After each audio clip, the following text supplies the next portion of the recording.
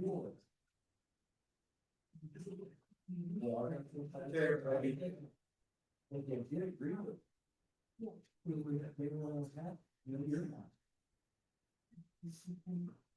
everybody to the combined November, December meeting of the North Southwood Planning Commission. Two combined meetings a year, July, August, November, December.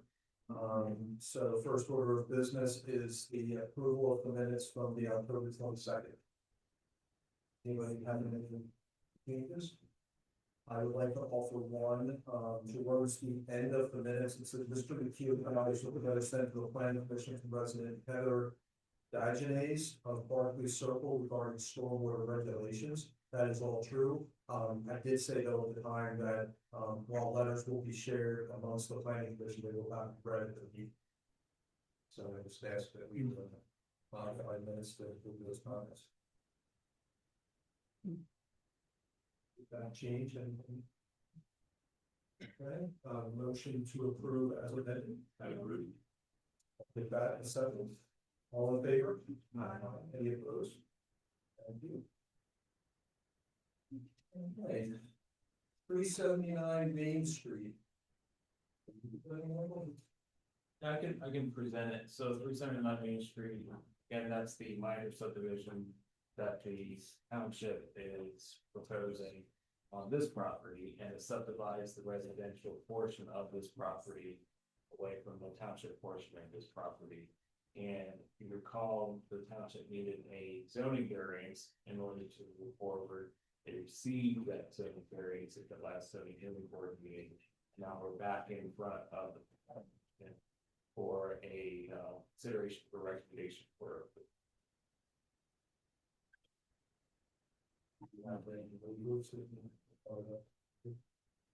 None at this time that I'm aware of. That being released, motion to approve. Motion to approve. All in favor? I think I'll abstain. Appreciate that. Yeah. Joe Rowanko's deputy chief of the fire company is Jason. Well, I'm not deputy. Yeah. But thank you. Yeah. All right. So one of that is 5 for Tom. Okay, 488 Carlersville Lake. Don't come charging up. I'm waiting for my attorney. Good evening. My name's Larry Dugan. Are members of your team not present? The only member not present is our attorney. Yes. Yes. I will flip the agenda. Eric, how long do you need for IDR? I don't need any particular amount of time. I mean, 15 minutes. I can do it. Thank you. Yeah. I appreciate that.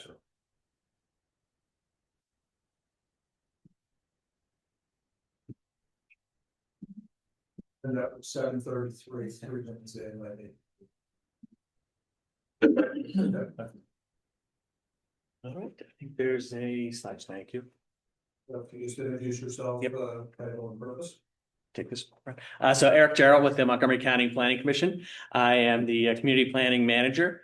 And I've worked with the Indian Valley Regional Planning Commission since its inception, pretty much back in 2000. The first comprehensive plan was adopted in 2005. We adopted a second one, a revision to that in 2015, and we're now in the process of doing our second revision and hope to adopt it by the middle of next year. We try to get in front of the local planning commissions about the time we're updating the comprehensive plans for several reasons. One, it's just a great opportunity to reacquaint the planning commission members with regional planning, the purpose of it, why we do it, what the Indian Valley Regional Planning Regional Comprehensive Plan says, how it affects Lower Salford, and just a sort of a primer on regional planning that we, as members change over the years. And then also as part of the adoption process, we're supposed to talk to each of the local planning commissions at one of their public meetings during that period. So we're just about ready to release a draft again, hopefully early next year, and then move through the official 45-day comment period and adoption process. But this was an opportunity tonight to get in front of you and present the plan. I will say a couple things, and again, I'm going to go through some of the background and reasons for regional planning. But also the plan itself has not changed that much since 2005. The planners that were around then really did all the heavy lifting to get the plan and its sort of ground rules started and established. We've really been in the maintenance phase of this project for the last two revisions of the comprehensive plan. It's really a bottom-up approach, the way we do regional planning. The zoning and the land uses are all defined by the individual municipalities, and then we make sure that they mesh and combine together in what makes a rational regional comprehensive plan.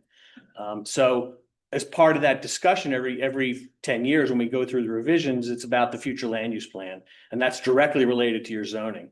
And in the last two iterations, there hasn't been any desire of the municipalities to make any significant changes to their zoning boundaries. You do updates individually to your zoning districts over the years, much like you've done recently with the village commercial, but the actual boundaries and the densities and intensities that you have established have remained relatively consistent through the last 20 years. And so there's been no need to do any dramatic updates to the comprehensive plan. We do inventory updates, we do some of the demographic updates, but really the bulk of the plan and the policy foundations are in that future land use plan.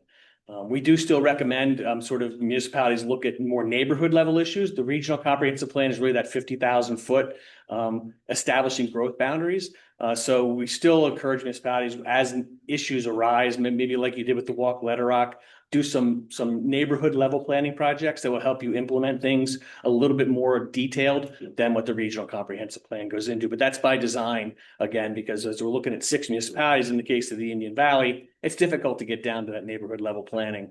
And again, we're really trying to allow the municipalities to take advantage of the legal benefits of regional planning and then still leave a lot of, again, the neighborhood level planning to you and your local planning commissions and your supervisors.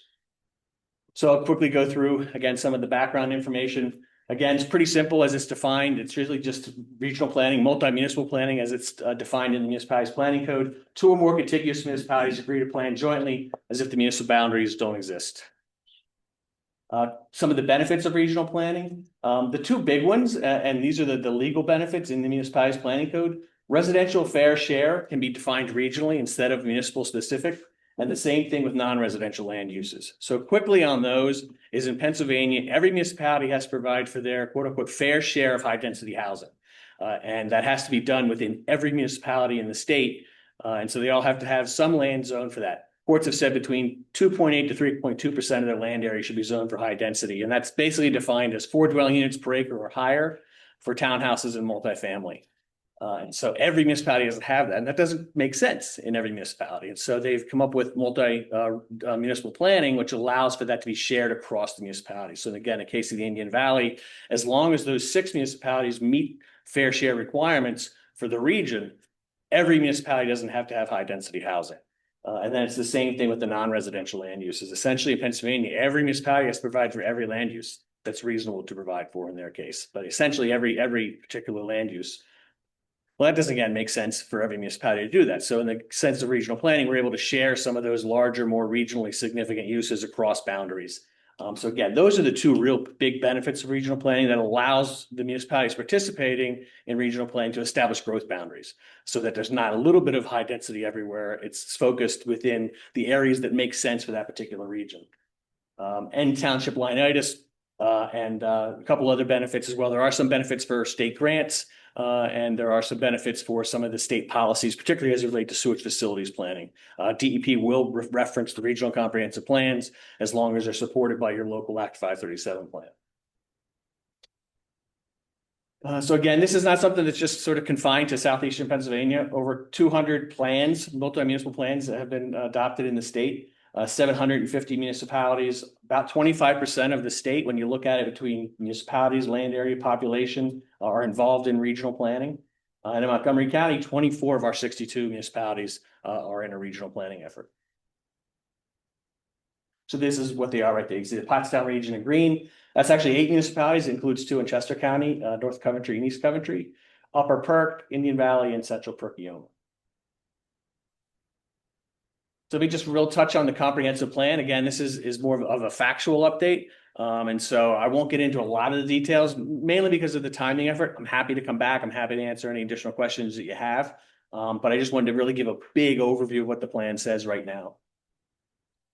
So again, the process, there is a direct connection to the local planning commissions and governing bodies. The regional planning commission is made up of 2 representatives from each community. We encourage the municipalities to make it 1 person from the governing body, 1 person from the local planning commission. So we have those direct connections to each of those bodies. So there's regular public meetings and feedback from those individual representatives. And then, when we come to these local planning commission meetings as well, we try to get some feedback. Again, it's a regional perspective focused on managing growth and where we want development to occur and where we want to preserve the natural features, rural character in the remaining portion of the region. It is a 20-year time horizon that we plan for. So right now we're planning out through 2045 when we look at the population growth and some of the implications of that. And then it has to be adopted by each municipality, and that will occur in the middle of next year. When the 6th municipality adopts it, it becomes the official revision for the region. So the plan, we do have goals and objectives really for each of the chapters, transportation, open space, trails, community facilities. But our sort of overarching goals are protect the unique historic, cultural, and natural features of the Indian Valley, implement effective growth management techniques, encourage high quality jobs. Economic development is still an important part of this as well. And then direct infrastructure improvement to those designated growth areas. And that's a big part of the reason why and where we've designated those growth areas. We want to put them where we have public sewer, where we have public water, where we have the transportation infrastructure to support new development, whether it be residential or non-residential. So we do have a chapter in the plan that kind of gives the background, historic context, the regional setting. We have a little piece on each municipality, giving a little bit of history of them and sort of how they've developed and their history throughout the years. These kind of get a little shorter each time. We don't necessarily feel the need to reinvent the wheel, and the dates that the communities were established, none of that's changed. So it's maybe trying to focus more on how it supports the comprehensive plan and maybe their history of planning, their history of development. Demographics, this is really important as we're planning for 2045, looking ahead. This is just showing what we've done really for the last 70 years. And you can see how the growth has significantly, increased from decade to decade. In particular, you can look at 80 to 90, where we added, roughly 6,000 residents to the Indian Valley. And then even 90 to 2000, it was almost 8,000 people were added. And that was really the impetus for the municipalities in the region wanting to cooperate on regional planning, was to really get a handle on that growth. Again, it's about managing growth. It's not about stopping it, but it's about putting it in the right place, in the right densities, and with the right design standards. So really that growth you could see has leveled off a little bit in the last 20 years.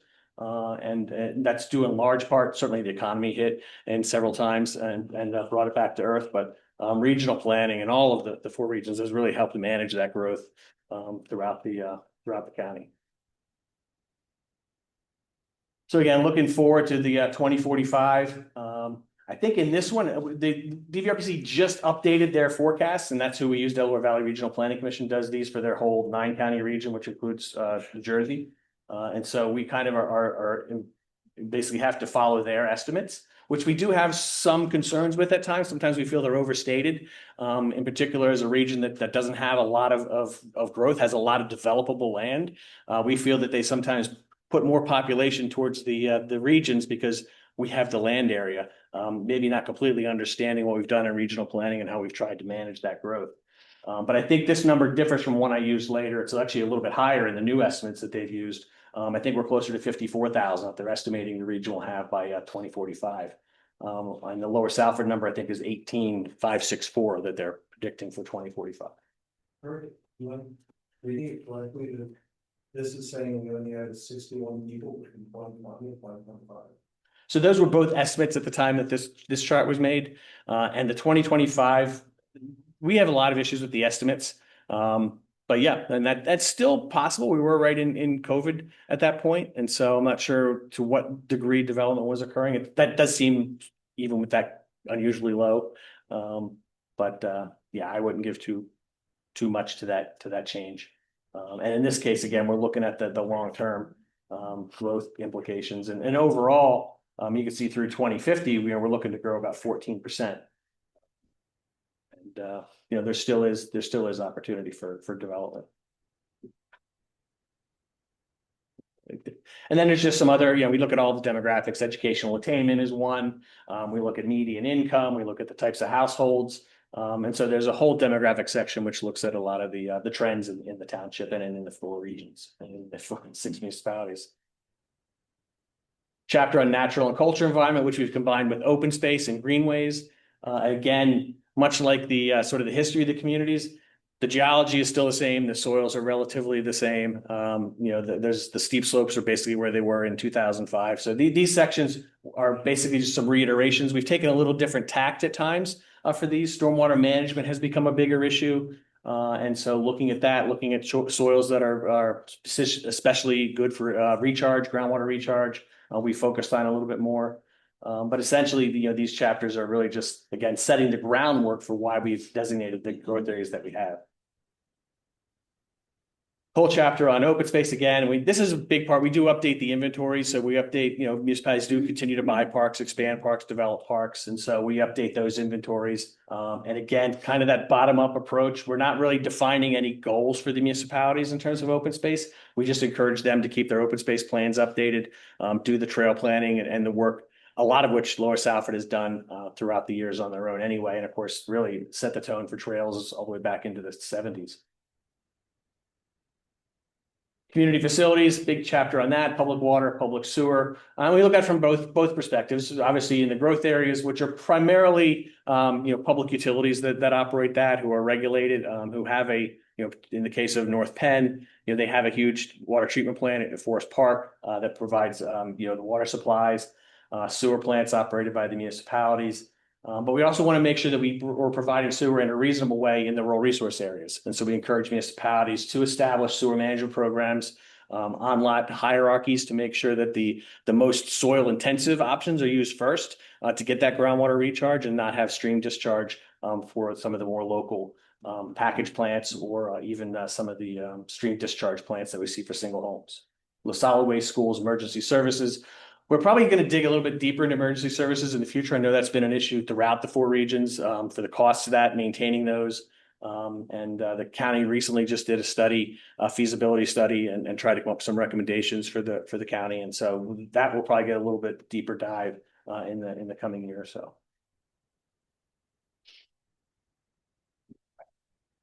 Transportation, again, doing all the inventory, looking at the traffic classifications of the roads, looking at smart transportation, really just providing the principles for municipalities to base their subdivision land development ordinance standards on. Sometimes there's zoning standards or they have conditions for conditional uses. We want to provide some of those foundational support to those standards and those requirements that they put into their codes. And again, smart transportation is one of those, complete streets. Just a lot of those good planning policies that you're hopefully implementing through your SALDO. There should be that sort of nexus and support in your comprehensive plan. So that's what we tried to provide those in these chapters as well. TIP projects, we identify those all throughout the region. Transportation Improvement Plan, again through DVRPC and PennDOT. The 309 connector, section 2 was completed. That's the map you can see there. Tilted on its side. With North being to the right. We do have vision projects in there, both in the county comprehensive plan and in the local plan, as they relate to Lower South and for the Little Rock bypass and the Oak Drive extension. And then we look at, again, pedestrian, bikes, sidewalks, trails. We did do a sidewalk gap analysis using some information from Delaware Valley Regional Planning Commission. They've also done some level of stress on the roads in the region, which can help us with our bike planning. Economic development, we did add that chapter in 2015 because mainly for the boroughs, part of the whole idea of regional planning, in addition to the growth boundaries, was also to use that to direct growth back to our villages and our boroughs for economic development, for revitalization. And so we wanted to take a little bit bigger step with that in 2015. But one of the things we looked at, I always just find it interesting, what the commuting patterns are. And the bottom left is what it was in 2015. The top right is what it is currently, and the number coming in is literally how many employees are coming into the Indian Valley every day, going out 20,287 every day to their jobs, and about 4,100 live and work within the Indian Valley. Economic development strategy, again, Saterton Revitalization Plan they just updated a year ago. Telford Happenings is a great organization in Telford that does a lot of their events planning and then working with the Indian Valley Chamber of Commerce as well. Housing, this is really one of the cornerstones of the plan because of that protection we have for fair share. We have to make sure we run that analysis and make sure that the region is protected from a fair share perspective. And so part of that analysis is looking at the existing conditions. How many units do we have in the region now? How many units are we going to need in 2045 to accommodate that future population? And in the estimate, we decided we needed about 4,415 units. Additional units by 2045, about 220 per year for the next 20 years throughout the 6 municipalities. And again, location, density, and type of that doesn't all have to be high density, doesn't all have to be low density. We're looking to kind of maintain the current ratio for the region, which is about a 60-40 single family detached to non-single family detached to a higher density. And this is just some of the types of development that we want to see potentially. Again, design standards are a big piece of the development process as well. So we do try to support those standards in the comprehensive plan as well. This is sort of that analysis then to outline how we're going to meet that fair share requirement of 4,400 units in the next 20 years. Again, we look at then, the low density units and the high density units will need to accommodate that. And that's basically looking at that 60-40 split and what we're going to need. And then we look at potential infill development. We've done an analysis the last 5 years in the Indian Valley. Almost a quarter of all new homes occurred within the growth area, within the areas that are already developed. And so basically they were redevelopment. Think of the high school site, right? That was a high school. Now it's townhouses.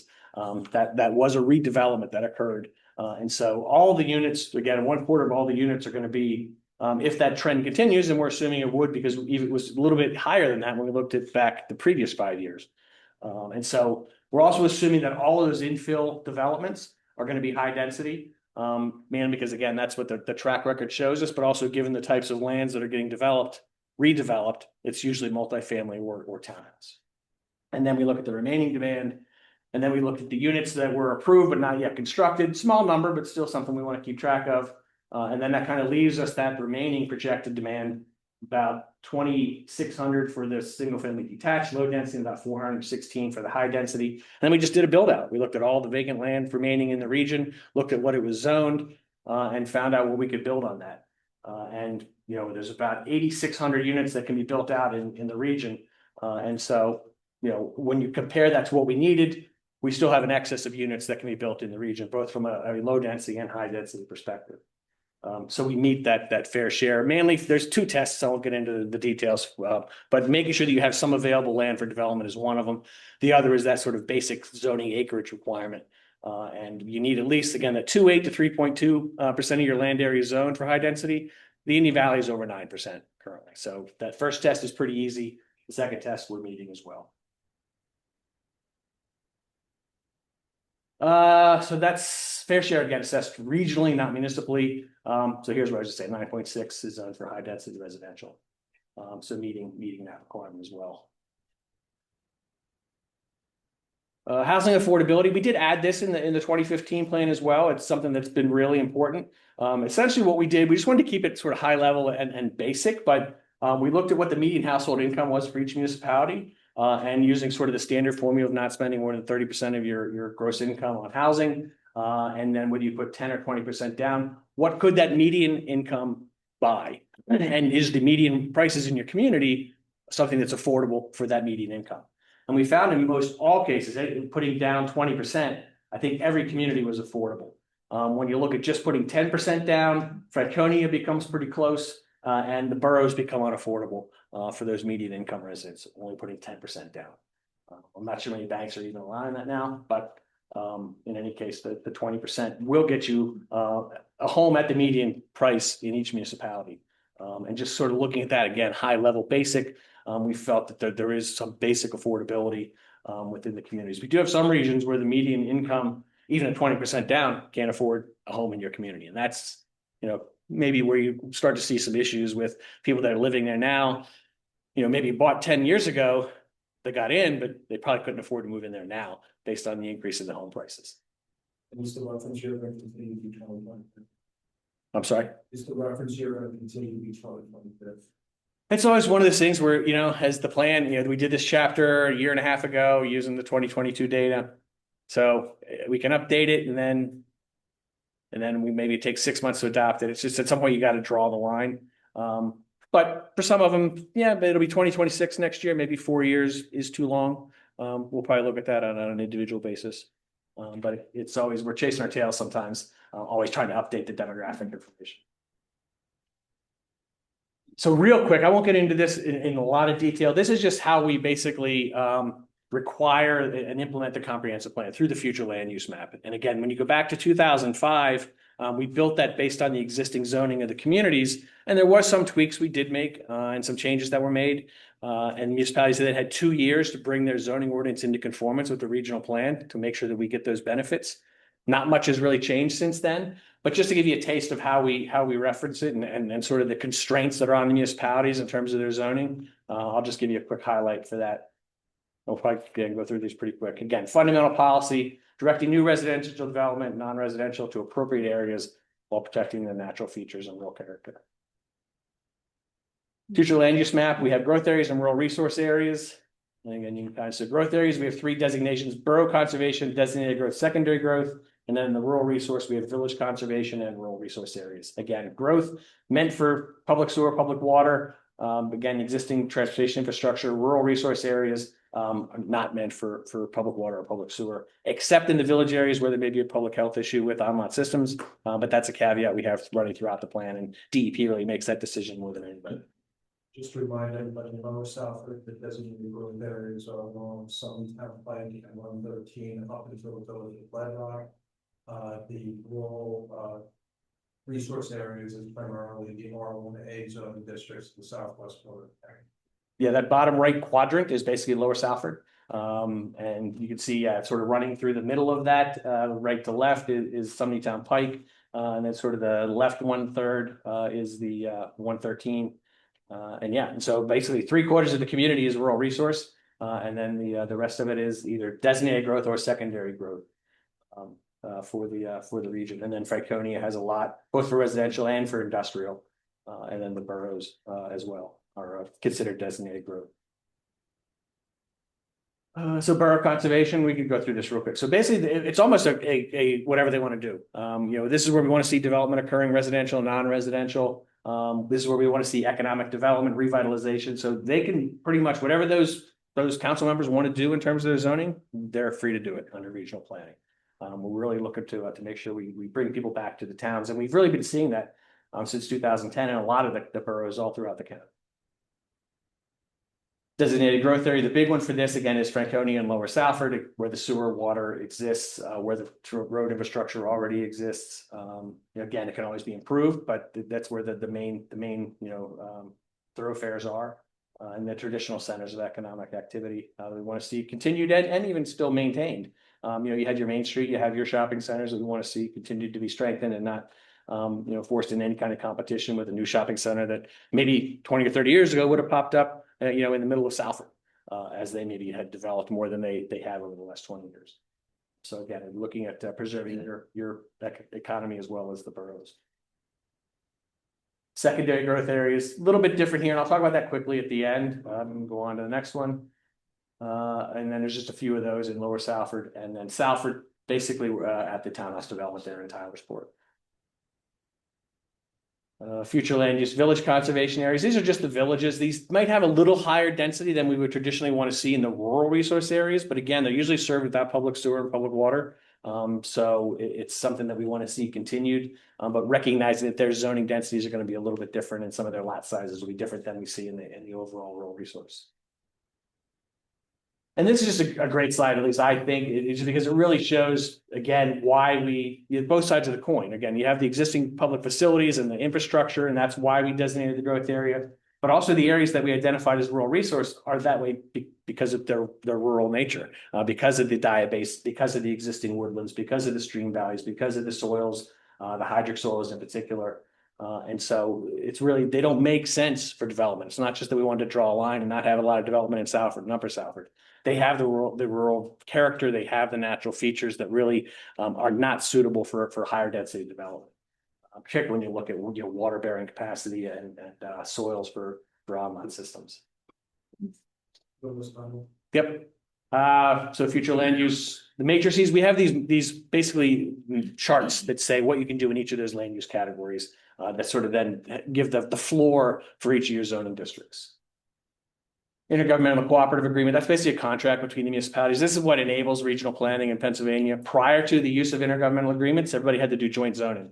And prior to 2000, nobody did regional planning because nobody wanted to do joint zoning. Once you could implement through intergovernmental agreements, it exploded, as you said, over 750 comprehensive plans in the state now. Again, the Regional Planning Commission continues to meet, advisory body, don't replace you. Obviously, they look at some of the developments of regional significance and make some comments, but all of the local planning still remains with you. We do track fair share to make sure that we're meeting our obligations. And again, the municipal responsibilities are just that, retaining your zoning, making sure it's consistent with the region, and retaining and working with your planning commissions and zoning hearing boards.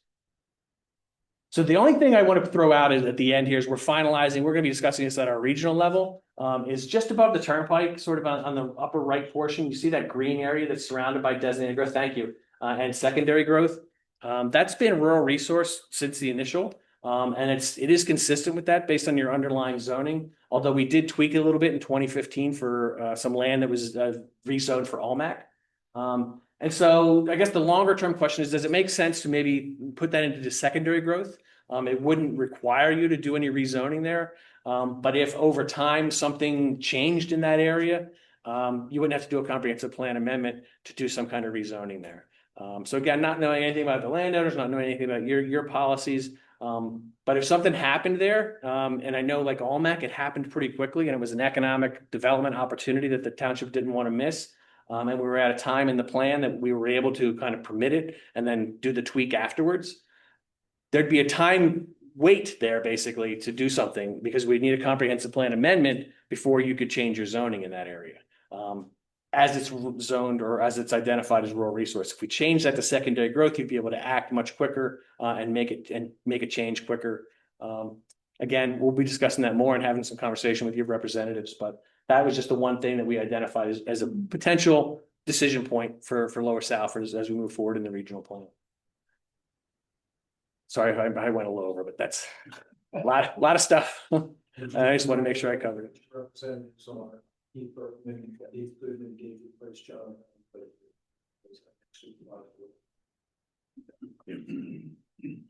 And on that topic, you can just continue working with that. Yeah. Perfect. And then I can come back if you want, when we do finalize the plan, put it out in draft form. If there's something you want to go into more detail on, I'm happy to come back at that point as well. If I remember correctly, I think last time we purposely held a public hearing in each municipality just to 1% plan. I think else required to do that.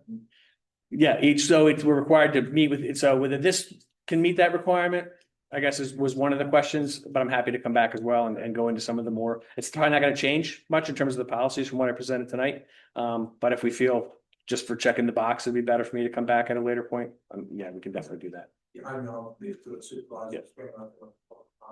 And I just want to give a shout out to back in 2005, Dick Prescott, Phil Heilman, the two representatives at the time. Again, all of the representatives from all the 6 municipalities really did the heavy lifting. It took us 5 years to get this to a point where everybody felt comfortable with it.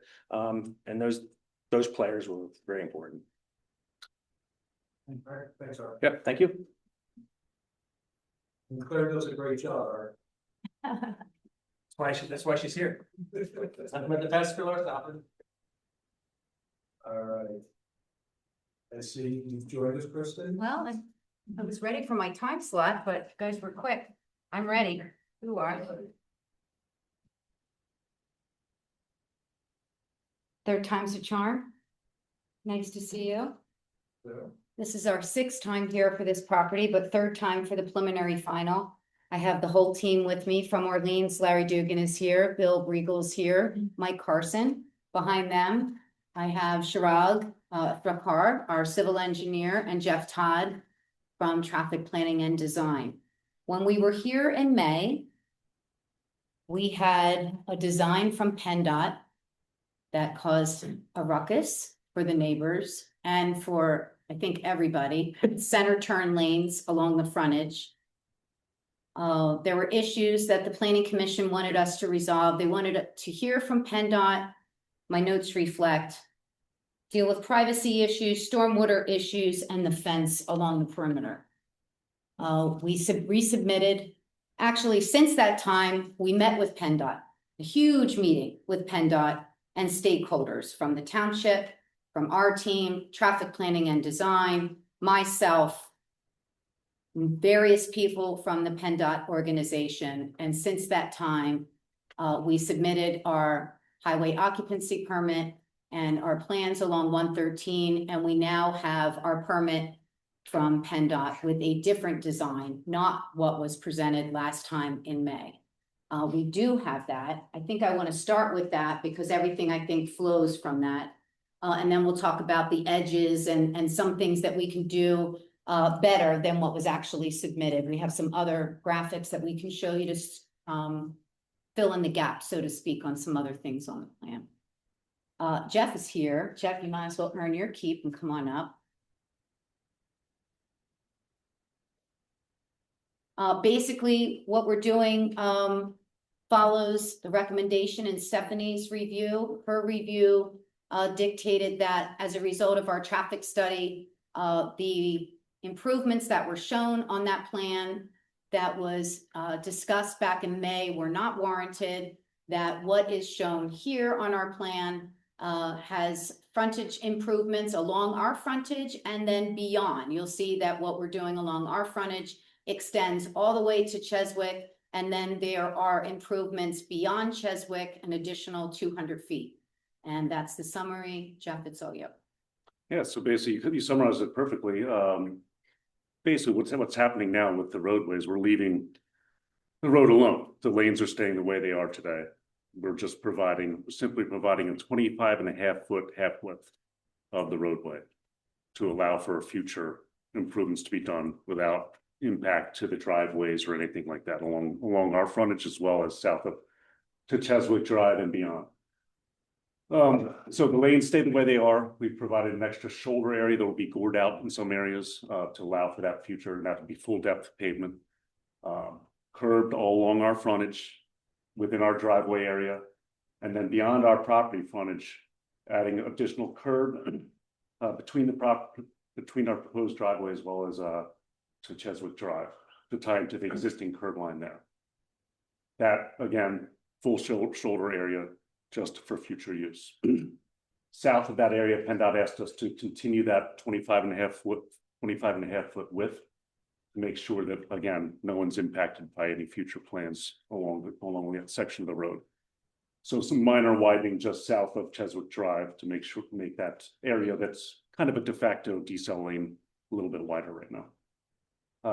Restriping along the edge there where the widening will be occurring is in place.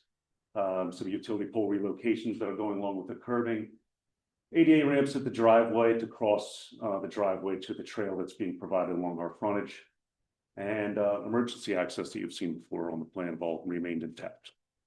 So we'll have 25.5 feet from the center line to the edge of the curb, and then a 4-foot grass area, and then a 5-foot sidewalk. Do I have that right? That's correct. That's along our frontage, and then along the frontage of the property next door to Cheswick.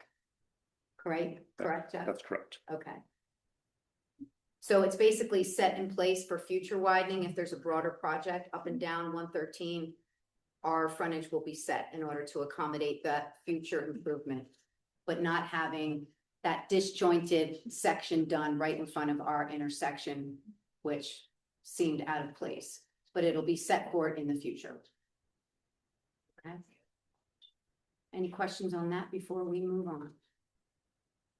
I do have a question. Is that okay? No, we'll save questions for the end. Sure. Okay. Thanks, Jeff. Yep, sure. Next. I'm gonna deal with 113. Can you put the so our waivers, the plan's the same, nothing's changed. Houses are the same, the design's the same. Our waivers are actually the same, but we're gonna tweak one of the waivers, and that has to do with the frontage along 113. We have asked for a waiver for, there's a requirement along that 113 frontage to have a 2 to 3 foot high berm and ornamental plantings, ornamental trees along the frontage. We had asked for no berm and a mixture of evergreens and ornamentals. We want to amend that to show a 2-foot berm along the front. The code requires continuous. What we'd like to do is have breaks in the berm. The water flows from the street onto our property into our stormwater collection system.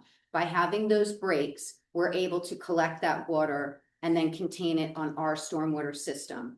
There is a plan that I sent to Mike that shows the grade, the elevation. You can see that it's higher from the street and then it drops down as it hits inside the property. So it falls down. That 2-foot high berm's not going to do much, but it will allow us to provide something there. And the breaks will be there so that that water will continue to flow and get into the collection system. You can see that piping is there.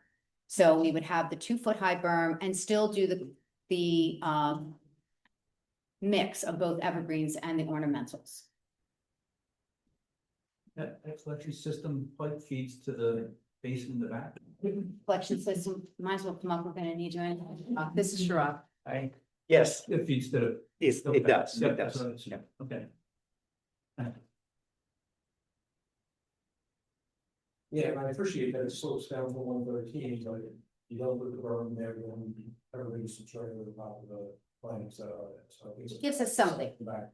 Yeah, And I want to reiterate, the plan was to remove all the existing ponds, right? We had to do that. well, with the widening and the work Yes. that's being done, they're gonna die, so Okay. they're goners. So we thought we'd at least clear it and be able to put new plantings in, put the berm in, beautify that frontage, but have those breaks for the stormwater. Yep. Other than that, the waivers are the same. Nothing's new there. Along the property edge of Cheswick, there was some gaps in some of the plantings that we think we can fill in. There is a swale. Our property accepts the stormwater from the Cheswick Drive properties. It comes onto our property. There is a swale and a collection system that runs along there. Thank you. And that's why there is no berm or anything of height along that area. But see in those red sections, there are some areas that we can fill in with additional plantings. We do have a waiver request for replacement trees. So we figured we want to plant as much as possible. And we know that we've worked with the township before in trading off some trees for other trees. And we think that we can fill in better here, maybe with some denser plantings, maybe some evergreens to take up some space and provide a greater buffer there where there's space. Again, we don't want to interfere with the flow of the stormwater into our collection system from that property. Michelle, we have the ability to, and I think we've had some past experiences where the combination of plantings and a swale. Sometimes then it jeopardizes how, well plantings stay, so I'm just asking if the board to make sure that the plantings are buffering, but aren't gonna be dead until you all that. They will have to guarantee that any planning survive for 18 months after we certify the project as complete.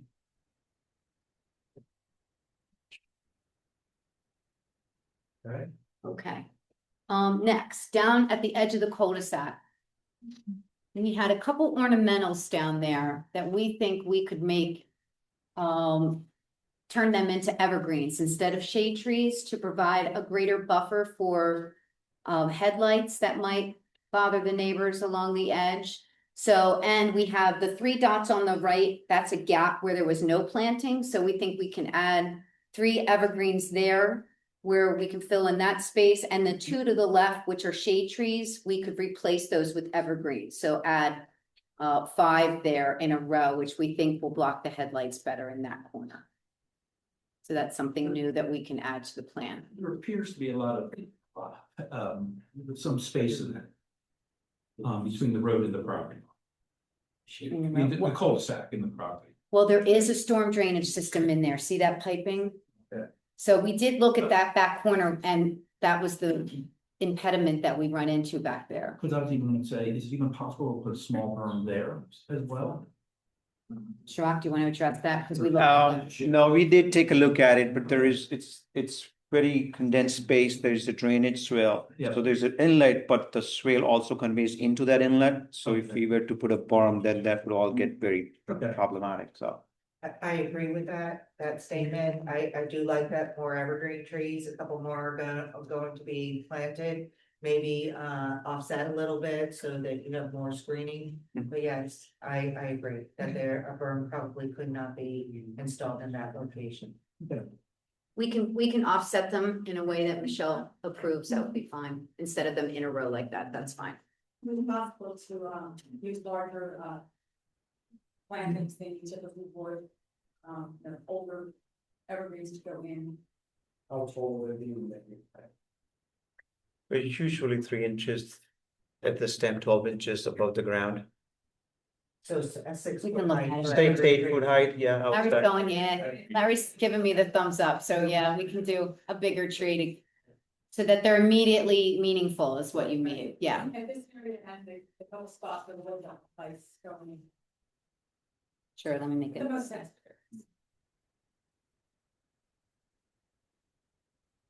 Hold on, let me just get that down. So I'm putting down rather than 6 to 8, you're gonna put in 8 to 10. Is that all right, Larry? Yeah, I'm sorry. Instead of 6 to 8, we'll do 8 to 10s where we're gonna fill in. Yes. We're filling in, okay. Okay, Sure. Okay, next.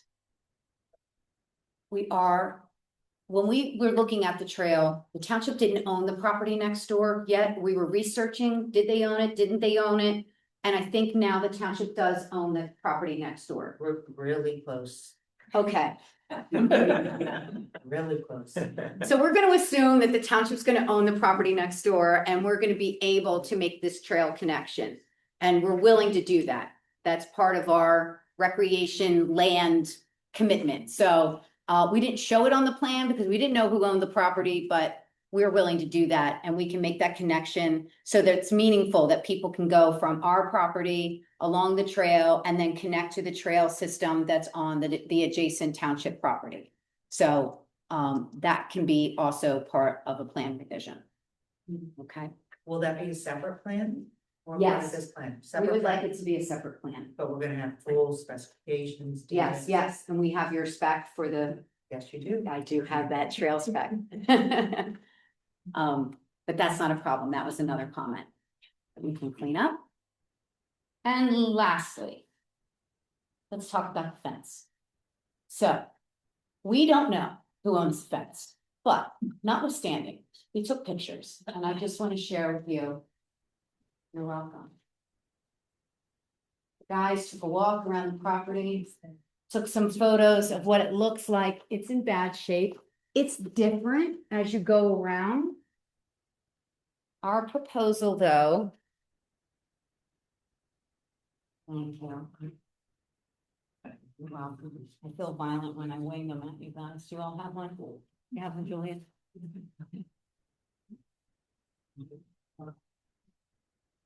So. This guy here with shotgun. Here's the issue. Other people's fences run perpendicular into this fence along the perimeter. So we would like to replace the fence with a post and rail, 2-rail fence with mesh, with wood. A wood 2-rail post and rail with wire in place of where the existing is, so that everybody's connection is made and we don't mess anybody's connection up. So if someone has a dog, there's not a gap now, or if they have a pool, there's not a gap.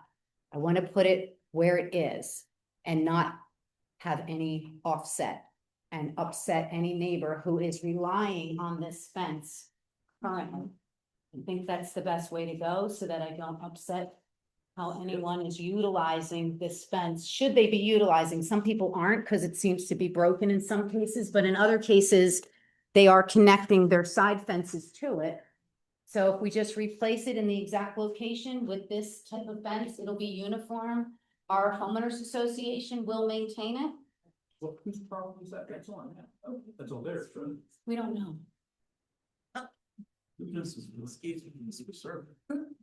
So, Everyone has a different opinion, Yeah. but if I put it on our say it's on, say our property's in, there's gonna be a gap. Yeah, I get that. And then we're gonna upset the apple cart. I don't wanna do that. so we've talked about this a couple of times, what we can't do is we can't customize the fence to each property owner. So we can do one fence or we can do no fence. And, you know, I think this is where I kind of need you guys to collectively give us some feedback. What we did recognize was for several of the properties that are there, there's pools require a fence, people have dogs require a fence. So the developer has said, I'll replace the fence that's there with an updated version of one, including the wire. Or we can go with no fence. Those are the two choices. Yeah, in a lot of places, it looks like it was just a top rail and a bottom with mesh. And that looks like what it was consistently along the rear. And then it got a little different along the sides with different rails. But we Yeah, figured a 2-rail is like better than what's out there in most of it. The other thing you can do is they can put in the replacement fence of what is there, and anybody who wants to opt out, can opt out.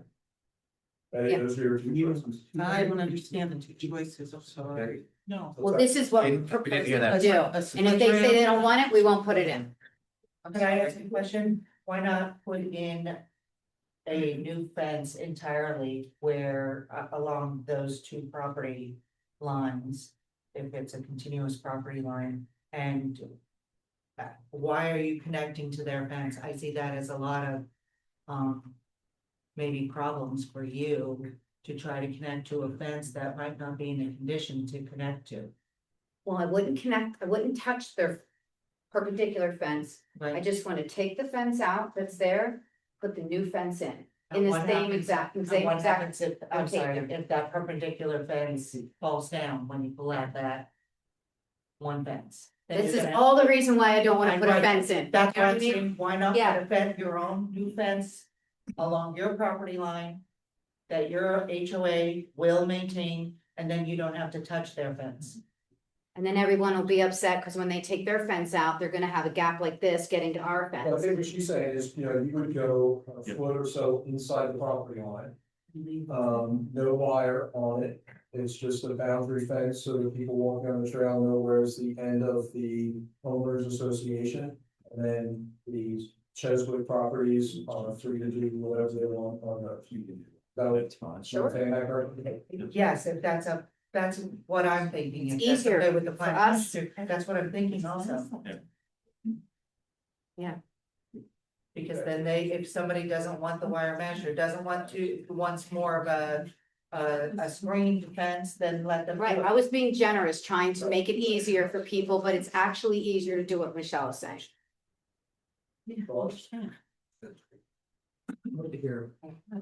I'm great with the, so, Yeah. either Either. do what you did or design. I'm gonna hear 10 different opinions, you know, so I would love to just do the fence along the edge and have everybody connect to it or do whatever they want on their side. Well, that's. I understand they're replacing it with like-minded quality, and I understand they do own the property and that they own the fence. We have the owner of that property that was before the prior owner that can verify he owns the fence. And I think I need to have something blocking 35 feet buildings in my backyard. Betty, that's not gonna happen, we're just talking about the fence. You I just wanted understand, to- but if you're disrupting the lake, if you're disrupting the quality of life for all the residents in Cheswick combined, I feel we are nothing else. We got nothing else out of this deal. That we are owed a 6-foot privacy fence around the perimeter. At least, I'd go 12, but I know it's against ordinances, so I can't. But let me tell you, it's, you know, Fair enough. The two rail split fence on your property. And that's it as far as anything that I had on my list. We do have our NPDES permit, so all the store NPDES permit, we do have that. So all the stormwater issues are resolved. The county did have some comments. Changing species makes sense. Some things won't survive. That makes sense. We'll do that. You did ask about plantings in the basins. We do have a problem with that. There is some structural issues with some of those plantings and the root systems messing that up. That's something we can't do. But we did like the swapping out of the species, and you asked us to identify the species of the other trees, which we'll do as well. The cultivars of the different species, we can do that. We talked about shrubs or whatever because of the street tree conflicts with the utilities along the frontage. I know that the township before has worked with shrubs or different trees in place of some replacement trees, but if we can add more landscaping to offset some of that, we can do that. That makes sense. The comment about the natural features in the planting community wasn't necessarily for within the basin, so we would discuss the systems, but just to make sure that there are some areas that are in the wetland or riparian corridor areas. It looks like there is space for additional matter here. That's what we would That makes sense, Sharath? make sure that. It's your second comment under stormwater, right? Okay, hang on, let's see what he said. Planting a tree that's more suitable for the wetland habitat, such as a river bird. Oh, yeah, and then also.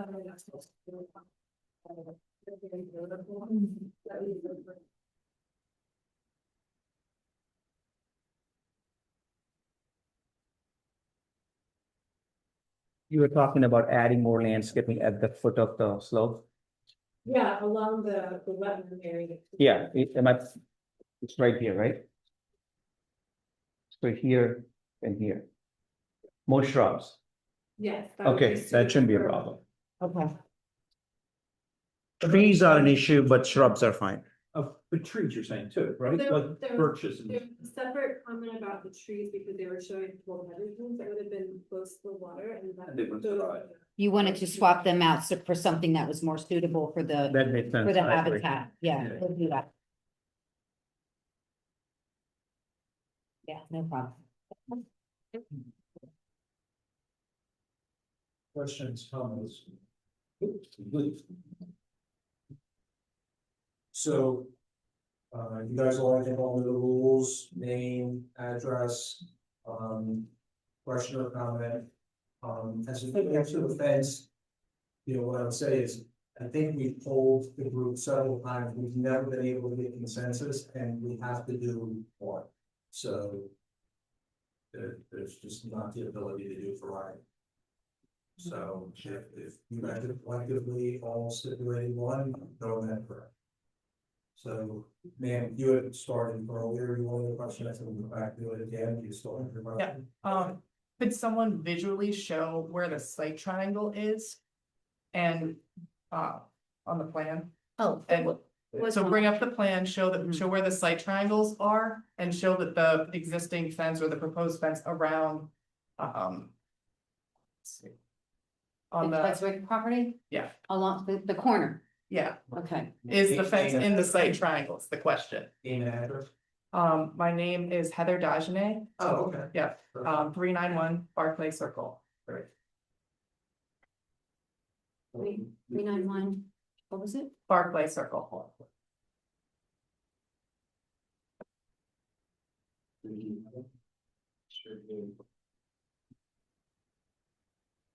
Are you concerned with the site triangle coming out of our road onto 113? Is that the site triangle you're talking about? That one, private road A and Riley'sville Pike.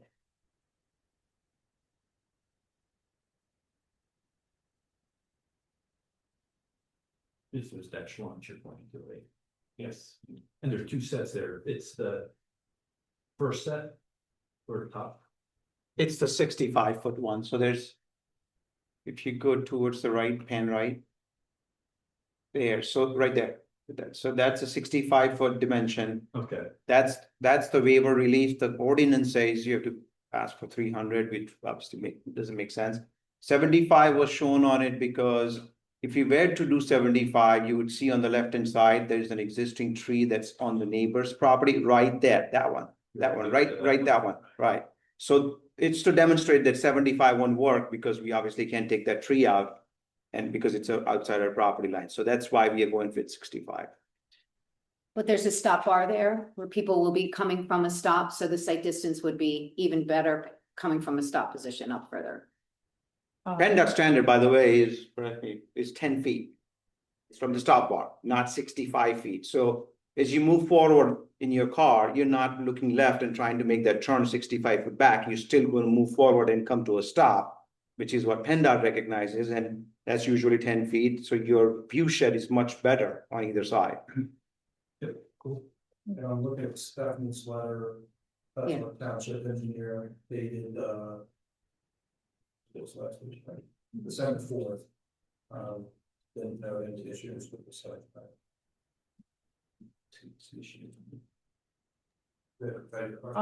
Yeah, that was all, just the fact that there is a fence and trees within the site triangle, possibly.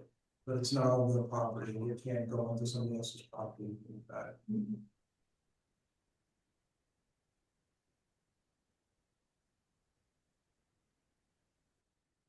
Sir? Go to the 471 Wexford Circle. Is there going to be any provision made for children who have to stand out on some 113 to get buses? Will you put up some kind of corral or enclosure for those kids, because they're gonna have, the buses won't be able to get down those circles. Just curious. And the other thing is, I'm really not happy about the fence decision. My property is right on the corner of the cornfield, and I've already had people jumping that low fence. More time than not, because they want to cut off that entire corner to get over to the sports fields. Not a trail. I'm just, It's more trail, the trail will work coming up with that, hopefully, we'll bring more footage. there's yeah. Human nature being what it is, I don't think it's gonna happen. I get you. So do you have, I saw you put in the handicap ramps, do you have? Yeah, what are we doing for kids? We figured that out yet?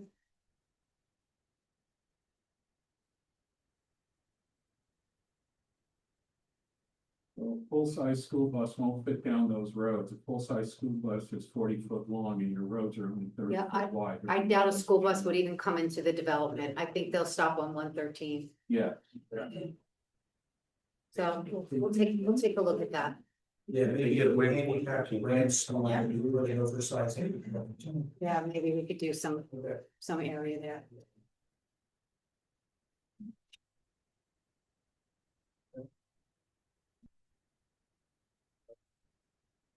Betty's looking. Mr. Benny, is that what you're trying to say? Alan Nutty, 483 Chestnut Drive, just to quickly go back on that fence situation. Assuming that this proposal of building the fence further in off the property line with a split rail with wire, will the existing split rail fence or whatever fence is currently on the property line, will that be disturbed, or is that going to be left? It'll be left, it won't be damaged during construction or planting of trees or any bike paths or anything else? If they do, I mean, if they're gonna go in the outside of the fence. Yeah, and then just to reiterate, obviously with the foot traffic coming through bike trails, we're gonna have more people coming through the development, walking along our property lines. Jumping fences, privacy fence would be a much better issue for us. So There's nothing. You can, these people would be able to put up their own privacy fence, their own structure, they sort of side.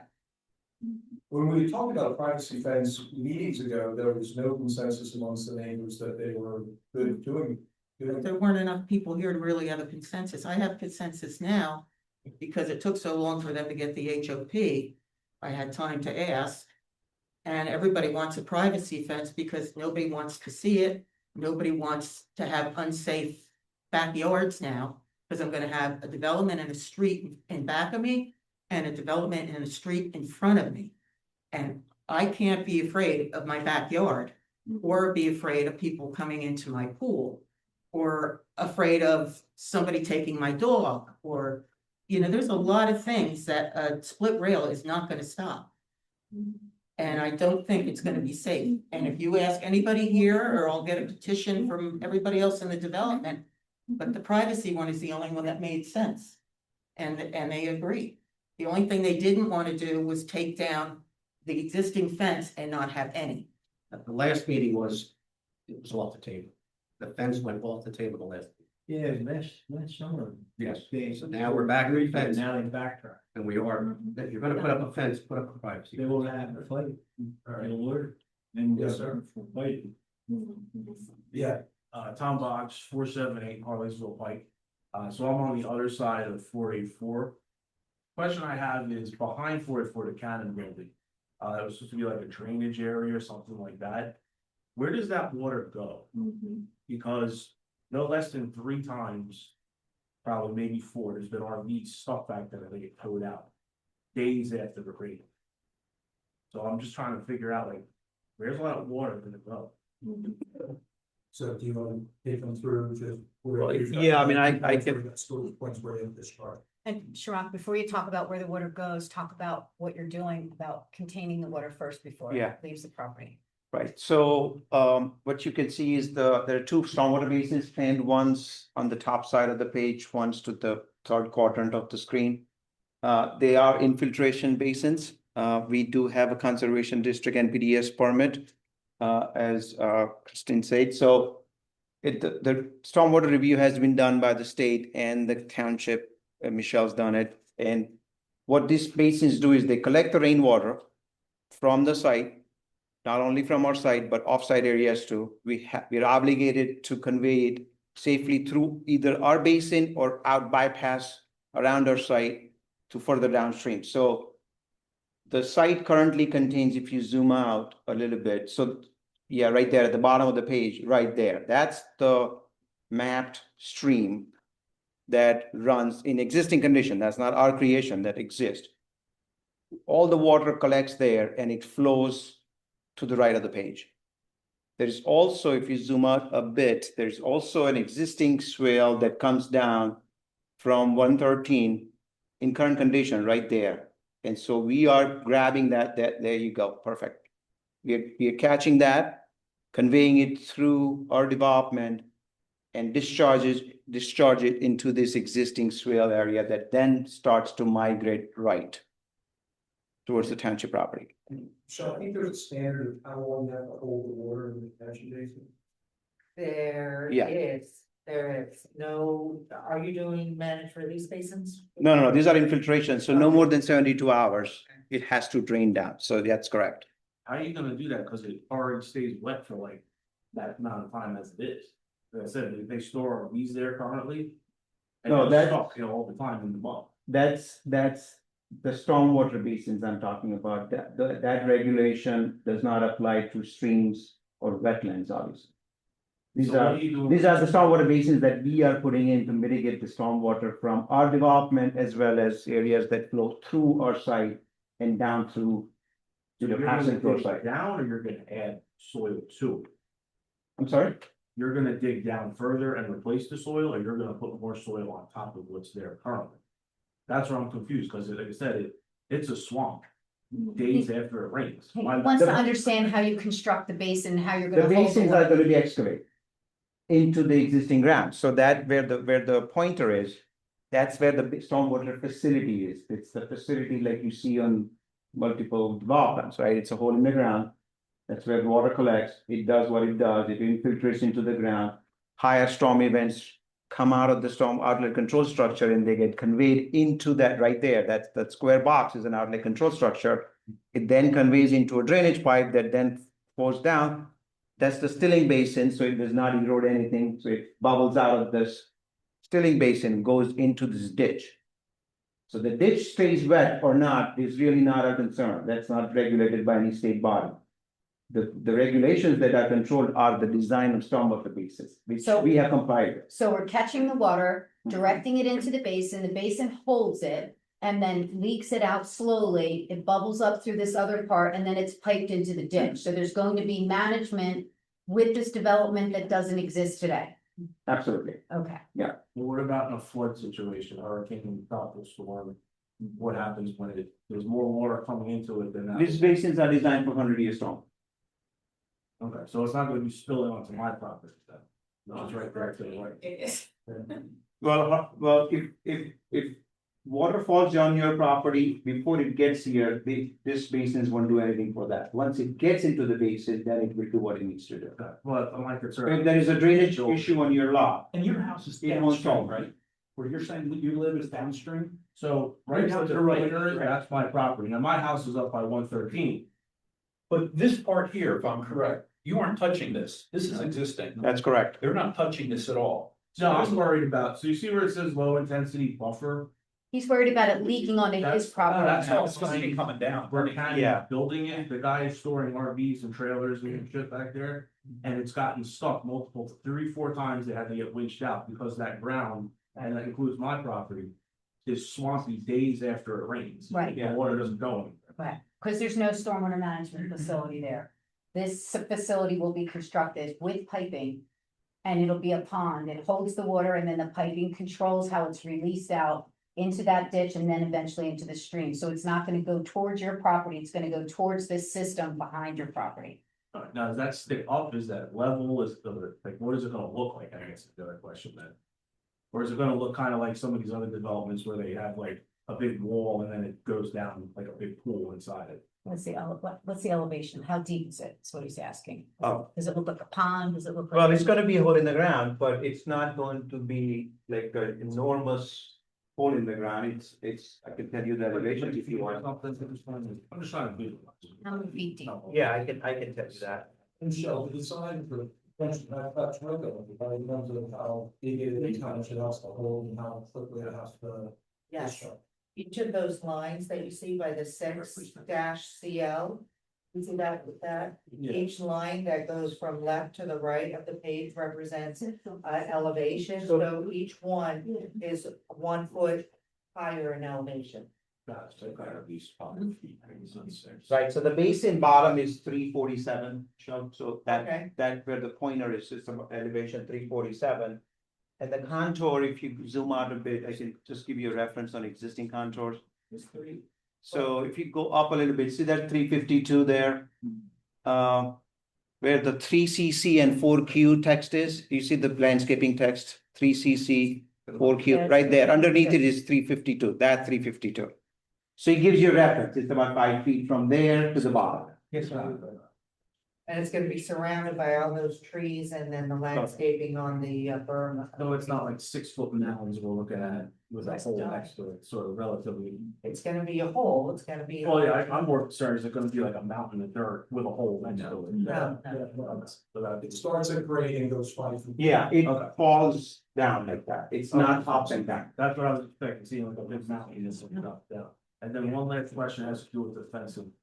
Is that gonna be fenced, all the fencing that's there currently and along my back property line, is that all gonna be replaced then?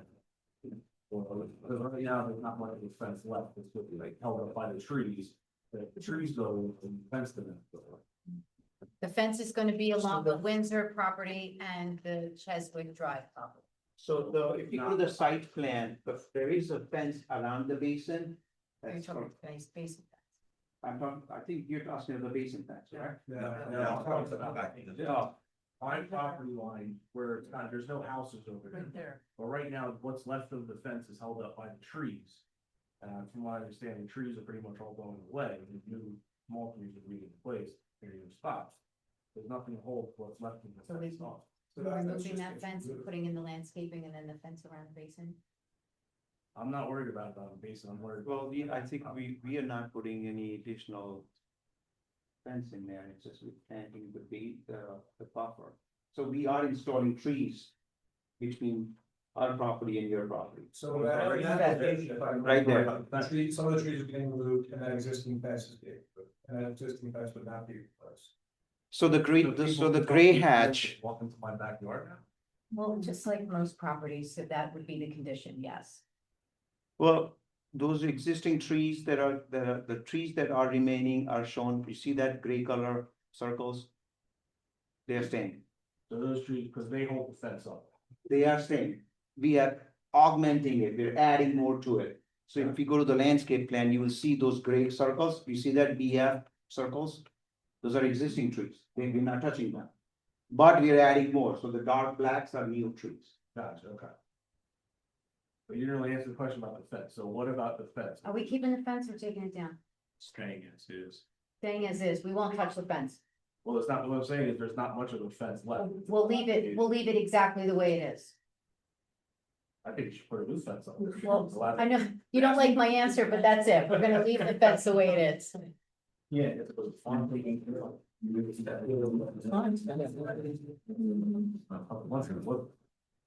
My name's Dr. Durstein. I lived on that property for 53 years. And I can tell you what happens when the water and the big storms come. The water that comes across the Meeting House Road goes into it. Two big pipes that come on, dump the water onto the front of the property. It ran in a ditch down the front of our property to where my garage was. And there was another giant pipe there, a yard wide. And the water that came down when the heavy storms came wasn't sufficient to keep the water from flowing over top of my driveway. It wouldn't carry that water away then. So what do they expect to do with all that water in a real heavy rainstorm? I don't think all the trees in the world you plant are gonna stop that. Yeah, that's why they were talking at the beginning, when we talked about the berms along 113. Yeah. Those berms have to have breaks in Yeah. them, because they actually have a water, they're gonna catch all that water in an infiltration tank, correct? So. But I and you also, don't have today, so they're gonna. Okay. do that. but I also built the building that Cannon Capital now is in. And I still have an interest in the half acre behind it, that they're referring to where they're gonna build this place that's gonna store all the water.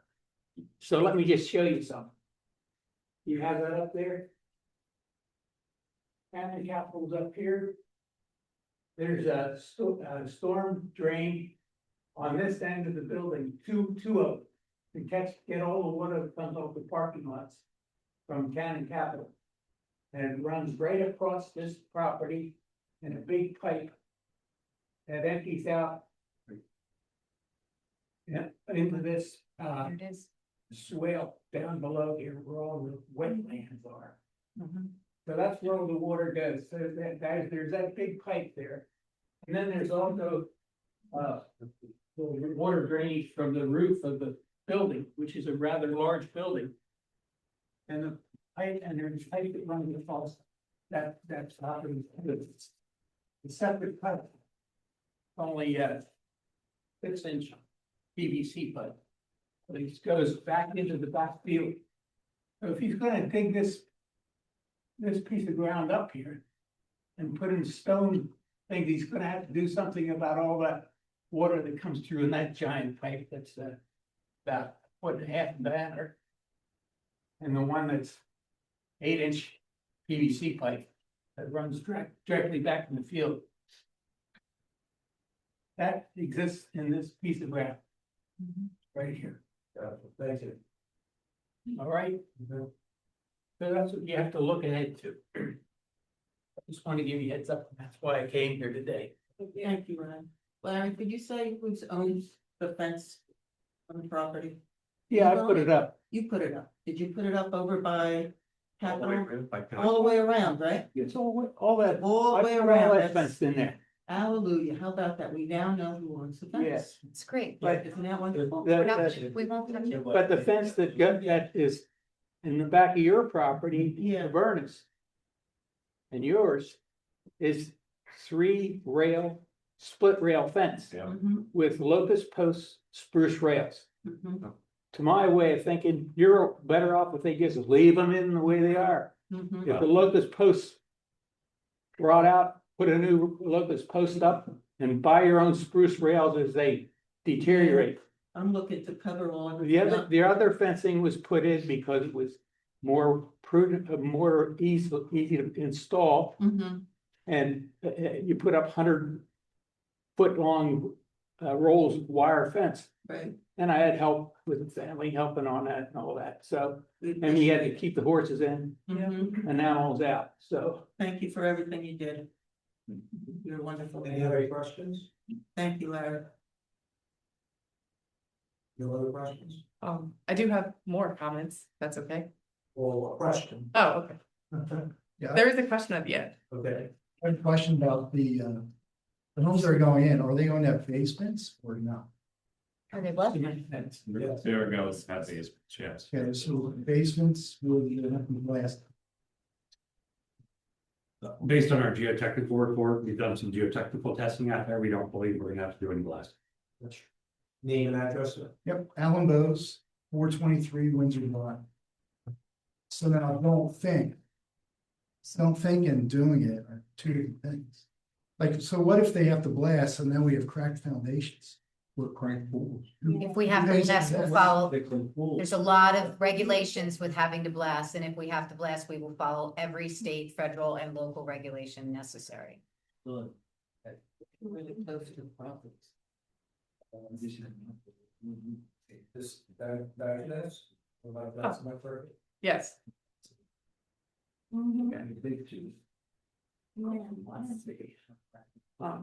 So I thoroughly appreciate your emphasis on protecting existing vegetation, particularly the specimen trees that comes from 142-42 section B in your code.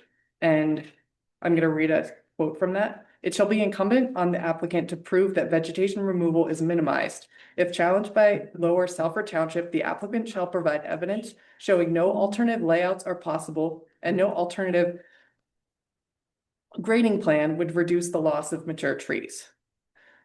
Those words written in the code show how much you guys care about making sure the benefits that our township has with the existing old trees can grow and be passed on to the next generation. So my question to you guys is, would you consider challenging the applicant to stand up for the environmental protections in your code? And that is an actual question. I'm gonna pause and let you guys think about it for a second. So, Michelle, I think that required to identify any specimen tree of a certain caliber, and anyone that's not in the footprint of development has to be preserved. But you guys find it, and on the ones that do have to be removed, there's a replacement ratio that goes along with it. That's what I would have said, yes. So it does allow them to remove trees, but if they do, there is a replacement tree calculation that they have to use to replace those trees. Yes, so if you guys are not going to challenge that, that's fine, I understand. I want to point out that it's likely that there, let's see, say, in the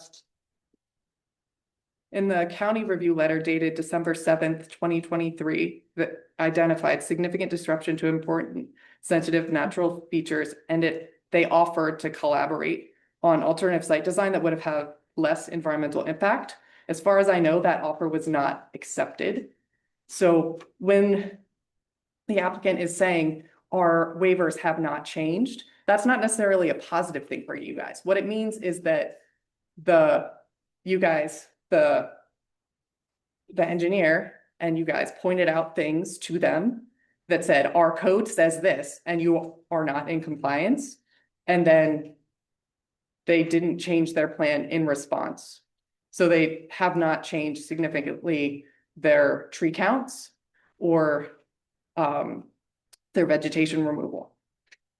And the current letter from the county has concerns about protecting natural features, particularly around Basin 2. You guys did talk about that. And there were also comments about how utilities and driveways could be modified slightly to make it so that there could be more trees planted for the enjoyment of the people inside the development. And that's a lot of what our code is about. It's not just about protecting the existing trees, which makes sense. You have to have development to have people live in places that are beautiful, like Salford Township, right? We want to invite people to live here, but we also want to make it a really good place to live. And your code that says, plant as many trees as possible, and the suggestion of making the driveways a little bit different and the utilities a little bit different, generally the same format, but could be adapted to have more trees. It would make sense that someone could take that and say, okay, like, let's take a step back and look at the trees and say, does this site plan maximize the tree plantings? If it doesn't, then maybe let's go back a little bit and make some changes instead of just saying, oh, we're not going to change our waiver significantly. I'd like to respond And that's all. to these comments. So since I'm done. since August of 2023, we came back with 3 different designs of this property. And although the subdivision and land development ordinance is at this stage of development, which is where the land is actually laid out, there is a zoning ordinance, which also is a code that this township must live by, and so must the developer. The zoning ordinance permits the development of this property according to the R4 regulations, which is exactly what we have shown on this plan, which is 26 townhouses, multifamily, with the setbacks that we're showing, with the density that we're showing, with the impervious coverage, with the setbacks, with the building coverage. So we meet the regulations. And as the planning commission knows, but maybe the residents don't understand, the subdivision and land development ordinance has a body of law that interprets waivers. And we're here to talk about waivers. And waivers are to be waived when the intent of the code can be met and the strict adherence to the letter of the saldo is not necessary. And that is read in concert with all the codes of the township. So we have rights under the zoning code, and then there are development requirements under the saldo. And the waivers are appropriate where necessary. And in this case, we have planted everywhere that we could. And we even found a few gaps after being here for the 6th time, and we've agreed to fill them. We're putting a fence along the perimeter. We're not required to. You know, so we have been here and worked with the residents. We have our stormwater management approval from the state. We redesigned the frontage improvements 3 times with PennDOT, and that was because of the pressure of the neighbors. So a year has been spent on soft costs because of pressure from the neighbors in redesigning with PennDOT. And we had to go back and redo all of that. So we've been generous, and we have been working very hard to be cooperative.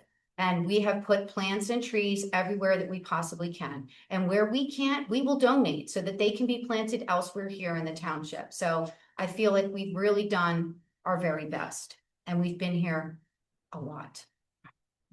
I just have one thing to respond to that. If it is, I'd like someone to fact check this. Is it true or not true that the offer of the county reviewer to take into account all of the zoning and make slight modifications to the plan and redesign it in such a way that there would be less impact to the natural features and more trees? Was that offer ever, the offer that was extended back in 2023, was it ever accepted, is my question. We've reacted to every review letter as a team. We have met with staff and sat down discussing the design of this property, every tree, every waiver requested. So we've taken every recommendation, and that's what the county does. They make recommendations, and we have considered all of them. Okay, and then my last question is, I would like to consider that they have made slight changes to their plans in live presentation to you guys. How are we going to follow up on those changes and holding them to their word? I do have notes on what those promises were. And I think it would be prudent to, instead of offering, how do I say, it might not be a good idea to approve a plan if you don't have a way of following up with teeth on those specific promises that they made verbally. Yeah, so, so I think the applicant did make a bunch of changes based on feedback over the last couple of days that addressed some of the issues. So I appreciated the representation around the berm along 113, the enhanced plantings along the southern side, the enhanced plantings at the end of the cul-de-sac, the trail connection. I know the applicant's asking for a preliminary final. My personal comfort would be to just limit it to preliminary, let them make all those changes in the subsequent plan. Once the plan gets updated and the plan gets recorded, they have to build to what they're saying. So I appreciate that your question is how to hold them to it, but we have an entire township staff whose job is that you can only build what's depicted on the plan. So as they're, once that finally gets done, that's all they can actually ever do. And that gets highly regulated through a bunch of different building processes. So that's my thought. If I may, Manis, since we have our PennDOT permit and we have our NPDES permit, and we have been here 3 times, the plans are of final, they have preliminary and final criteria in them. I've given Mike the exhibits that show all the things that we've promised. We all have taken copious notes that all of these things can be added to the conditions of your recommendation to the supervisors. So to do preliminary and final is more appropriate in this application than I think ever. And we have the exhibits that you could even attach to your recommendation. Yeah. I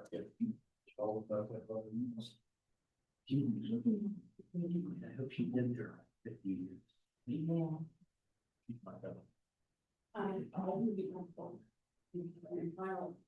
think the things that were decided in the meeting. Feel very specific. That needs to be forwarded in the chat. I agree. I feel a couple of preliminary and final too. Yeah, I agree with you. Please no. I'm not. Wait. It'd be nice to see them final. Right. Yeah. I guess my counter for that would be, do we have any reason that final copy isn't what they're discussing? What we've discussed, what they've agreed to? I mean, I guess I would say, it's the reason why I'm involved in doing the final is, that plan could have depicted that. I appreciate the effort that went into the last couple of days to address that. But we had to go through that process to get those changes made. And so let's now get those memorialized and documented in the plan. It's not our fault, they weren't in the plan, I was submitted 30 days ago. So having signed the berm, where the grades, the trail connection, the location of the plantings, the selection of the plantings. Like you see it block going. Manis, they're all things that Michelle can look at. I mean, that feels like punishment. We've done the work. Michelle can check the trees that they're staggered and the breaks in the berm. She's capable of doing that. Well, Betty, you have one question? I do. Thank you. Betty Duddy, 483 Cheswick Drive. To get back to that waiver situation, just a small note. Basically, a municipality may approve a waiver if it serves the community interest. But they also consider whether it's reasonable for the developer. So I think both of us have an interest and concerns over what the waivers are. I don't think it's anybody's right to have the waivers approved. And I have some other things that maybe we can put in black and white if it's possible. I don't know if at this point they're gonna want to do that or not, but as far as the 113 safety, I had been approached by some residents saying there's a lot of people that still cross from Meeting House Road to 113 at this point. And now with more traffic and the confusing driveway that's going to be less than the 800 feet that should be on 113, she had asked whether or not a crosswalk with flashing lights or a warning signage, similar to, she said, at Hatfield Trail crossings. Possibly, and if the project benefits from the trail, pedestrian safety must be required. So I wanted to throw that out there. The traffic study to Stephanie, I think in 2022, coming up on 2026, it's going to be a 4-year-old plan. I think it warrants that it needs to be updated. And I also know that there's supposed to be a truck study that was supposed to be done. Senator Pennychuck and Representative Shuren requested it over to the township. And Joe had asked PennDOT to get it done, and they put it on the developer to get it done, and I think that was supposed to be submitted within this, because the trucks are horrendous on that strip. Well, to talk to us about, you know, what got approved by PennDOT, did they want a pedestrian crossing? Yeah, I'm assuming that body takes precedent over us since it's a state road and they.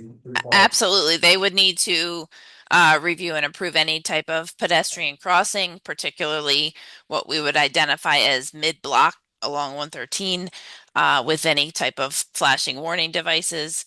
Keep in mind, we are still working towards a potential signal with pedestrian crossing at the Maple and 113 Paterno intersection.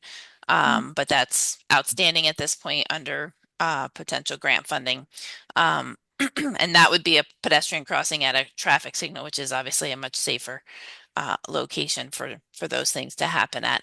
But yes, PennDOT would have to take a look at a mid-block crossing, and there are certain requirements to allow for a crossing on a road like 113.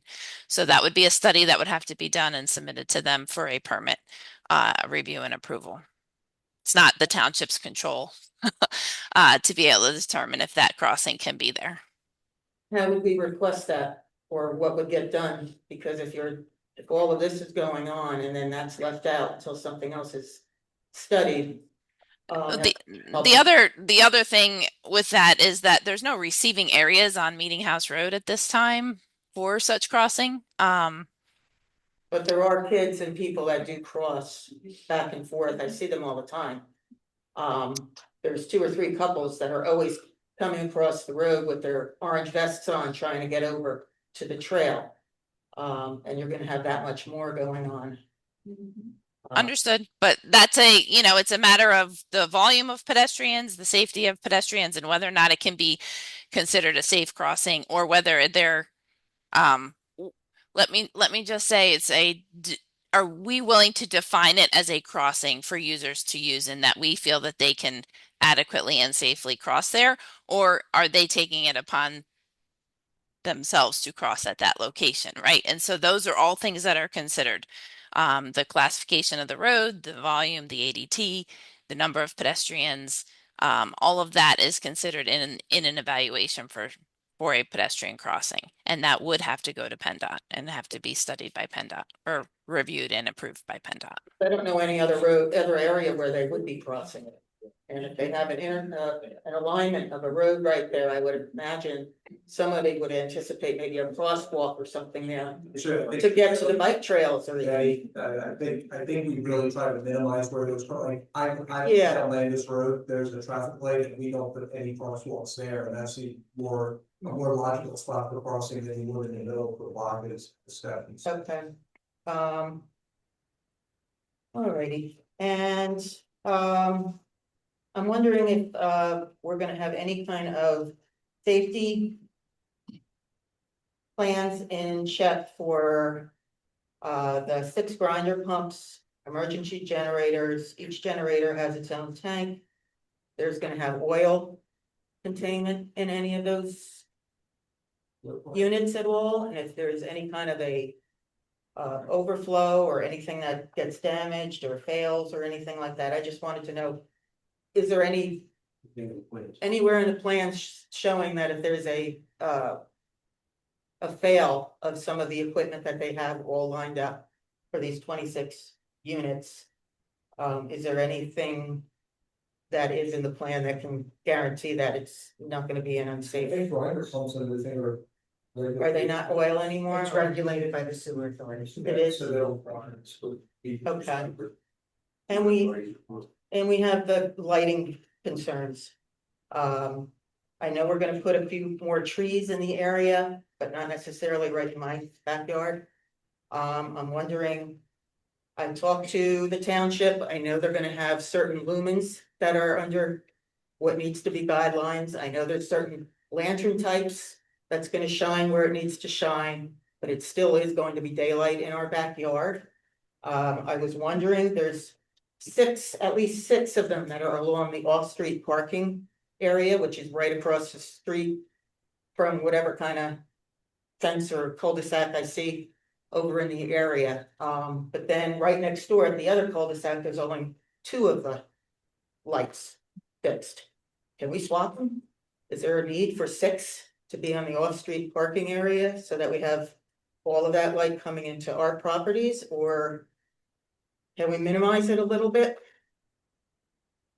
Because it is gonna be a disruption. And not anticipating to have a lot of things to cover it up. I'd be in favor of kind of minimize that for lights, but I assume there's some line where you want. I didn't know if there's an ordinance for that or not. I don't really think there is, but There is, There is. in the zoning ordinance, there's minimum illumination that has.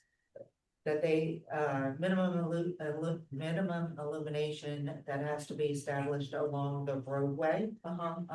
And you could see, thank you, Mike, that along the property line there on the left-hand side. They're showing that there's supposed to be 0 Right. illumination. It's not, does not mean that you will not be able to see the light standard, the lighting from it, but the not so much glare, but illumination will not reach the property line.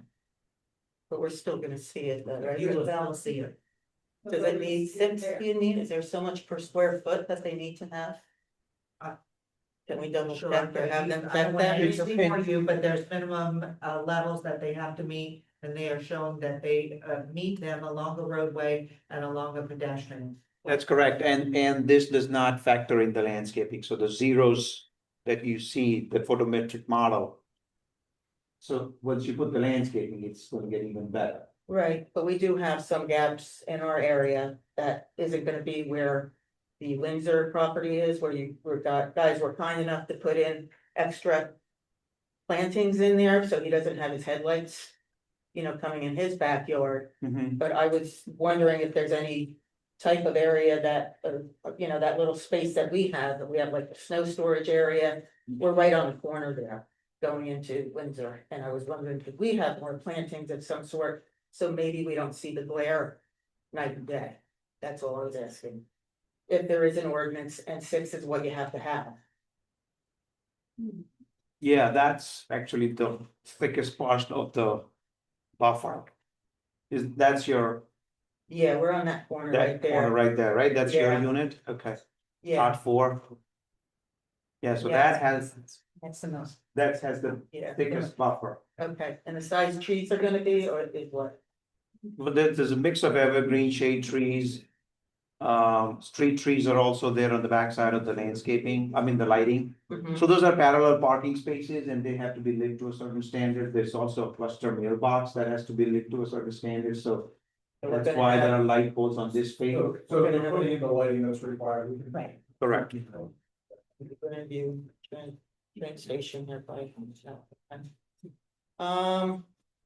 All right, and the blasting is another, just, you already mentioned it, but the blasting, I understand you have 2 basins that have to be above ground because you couldn't even get into the pump, the shale and the clay and the bedrock that's already on the property. So I don't understand how we're gonna be able to do 26 town units, the rest of the basins and all of the other property amenities and not have any problem with getting through to the ground. I don't know what Won't she's- be able to blast without going through the township. And the state regulates blasting, so. I understand. They'll be allowed to blast. No, I know, you told me that. Yeah, but I just wanna make it known that it is gonna be another disruption for us. And that's it, thank you. So, motion to approve.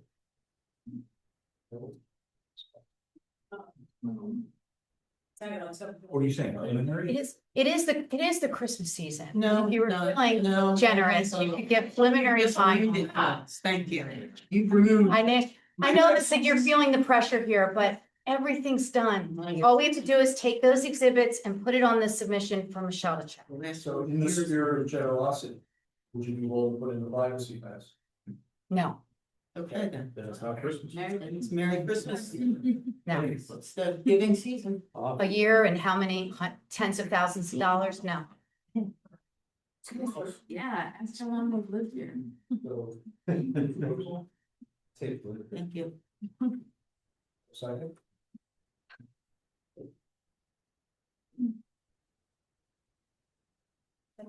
Okay. All in favor? Aye. Any opposed? None abstain or no, or was that? No. It's a no. Okay, all right, so, 5-1 and oh, the approval. What was your vote? I didn't even hear what you did. He voted against. Against what was the motion? The first was for preliminary, Okay, and 5 voted for it, 1 voted against. okay, so thank you. Merry Christmas. Thank you. All right.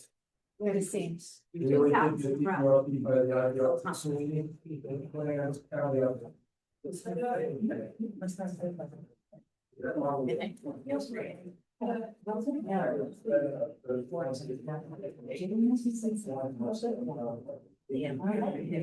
Yeah, I know, like this.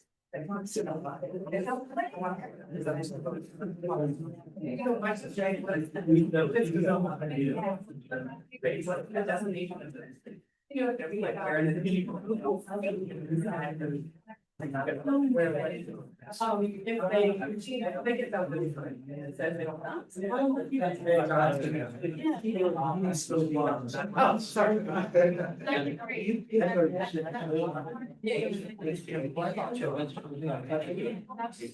Go to the supervisor's.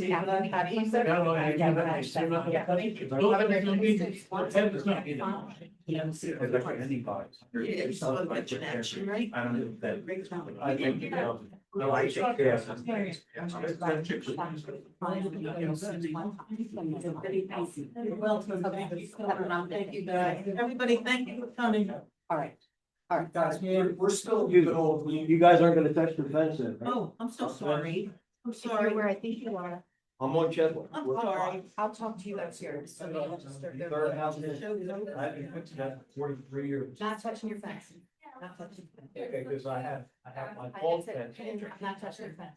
No. This is my fault. It's not Good next year. Favor from the classic job. Natural following through with that, considered. Mike and I have discussed this briefly, but we haven't really had kind of cool discussion about it, so that, I don't, I mean, there's. So, what I really have to county to do though is, the topic that are raised about having one tribal plan on the other side. I would recommend that the county actually put that into a letter, send it to us, so that we can, in the process of doing that, I think this point is valid. It is a bit of it's still the rural resource, but if you look at everything around it, it's a complete island. And we know that at some point we're gonna have to deal with some sort of development opportunity there. And I'd rather steer it to what we think is rational than have to respond to somebody saying, well, there's nothing makes sense. Push through. Yeah. Be proactive. Yeah. So instead of letting the Indian Valley process drag along and bring it to us, why don't you guys propose it to us that we can start that? Okay, so would you, like a memo that provides these conditions and our. Yeah. That would be great. Sure. All right, joint meeting. Well, let me also ask another question, kind of related to this, because, the Indian Valley Regional got me thinking, because he talked about, neighborhood plan, like Letter Rock. And I can't even tell you when we did the mixed use zoning on the east side of town. At the Walla track and the Hens, that's the Hens, those two tracks. I don't think that long ago, probably less 10, 15 years. And now with the proposed acquisition of that property for open space, I would kind of like to see what is our vision of 63, including from the village commercial. And I would even take us the east side of 63, from 113 down. And I'd be even willing to go all the way down to the turnpike. Like, how do we foresee that corridor in a 2035 vision? or something like that, as part of the Valley Regional with the county help or whatever. Really see what we think we should do. Yeah, I think that's a really good idea, and if I recall, and staff can help me on this. We did a bit of a Summingtown Pike corridor study, but it started at the village commercial point. Show my age, where the Dairy Queen used to be. Yes. Roads. Yeah. Yeah, exactly. With the Jackson used to cross 63 there? Because But to your point, there's a whole section of 63 east of that we all sort of all bring together with that parcel. I thought I knew how that was gonna develop, and now I know. And I think it plays into when Claire brought us, we did these. The what if scenarios with Birdie's property, like what is the worst case build out of Birdie's property? And try to go through, here's our vision, there's our zone from here, the turnpike entrance, but whatever, as far as we want to go. And say, is the zoning appropriate? What it would be the worst case scenario if, boom, it all blew up on us? And just try to take an honest look at it and do a 10-year vision. I think it's kind of the village commercial, looking at that, Yeah. how that would apply to some of the larger properties. Right. But, Let's extend it, let's look at a whole. Well, I think to your point, with mixed use development that's gone in, then there's the alibi track across. Which 10 years ago was the intent, or the vision 10 years ago, but now the vision might be changing. And so if you guys want to start to keep that around. Sure. And even the commercial being developed now too, the Quarry Road, right? And what do we see going down further? Along there and, whatever. And I think also, I've heard rumblings that, what is the church, BC? Yeah, LCBC. That, they're not gonna be all that crap. Right, And something's gonna happen there. right. And that becomes that entry into mainland, and now you've got a whole bunch of things that could start on Yeah. there. Yep. And I don't know if there's anything really on the Tolman's inside of 63 that's developable. But Not on that loop. not on 63, right, but I was gonna say, because we've been talking about this, when we talk about Wample Road, right? Yeah. Tolmanson has zoning on one side, we have the zoning and planning on the other side, but we want to keep it sync with Tolmanson Township on Wample Road. And I just want to make sure we stay in sync with Tolmanson along the 63 corridor. Yeah. So it all kind of makes sense and flows, whether they have much to develop it or not, I don't know, but let's see, make sure we flow it properly all the way to the turnpike entrance. So, Well, we did talk about right next to the turnpike on Wamball Road, and putting in a guy in there who's gonna rip up those streets, those big machines, gonna. Yeah, he's more down. But he went across the street, Yeah, I don't think that's moving so forward. that's not going anywhere. So 85 on board. Right. So that's a dead issue, that property's wide open again. There's 3 houses and then that Yeah, right. property and then the turnpike. Right. Then after that, it's, I think it's. I think that was how, you guys saw the different back. All right, 2026 joint meeting date, so as we talked about, August is the combined July, August one, Patty threw out August 12th or August 19th. So far. So let's say. I put a deal, not keep it up, but we get it in shit. 12 is good, me. You're open for it, all right. And if you, Like I said in my note, I may or may not be available the 12th, but scheduling for the 12th is just fine. I won't know until the 11th for my schedule. You want them to the 13th, right? it was in July 12th. For August 12th, yeah. August 12th, yeah. And then the 2 options for the combined November, December 9th and December 16th. I think this felt good. If we were doing this meeting next week, I think that would be a little Stressful. That'd be feeling bad. Yeah, so the 9th is no. Yeah. All right. Okay. Anything else? August 12th, December. It will fall. Yeah. Okay. No, it's not bad. It's on your renewal, yeah.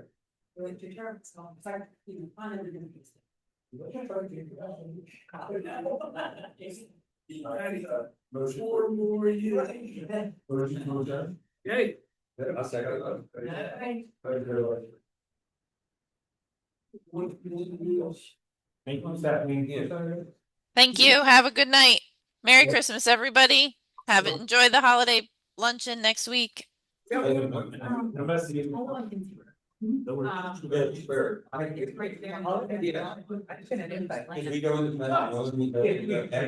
swear that I didn't, I asked John about that one either, so I don't think we're gonna be able to make it. We gotta save the date, but, like, we gotta put out. So I checked that personally. Come on, guys. Yeah. That was restricted. Yeah. No, we should have done that. Okay, what? Whoa. I don't know if it's.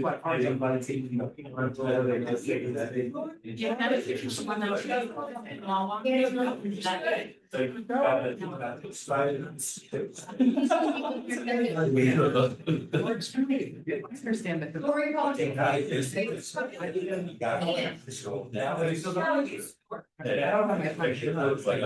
I asked John to check too. Okay, this is.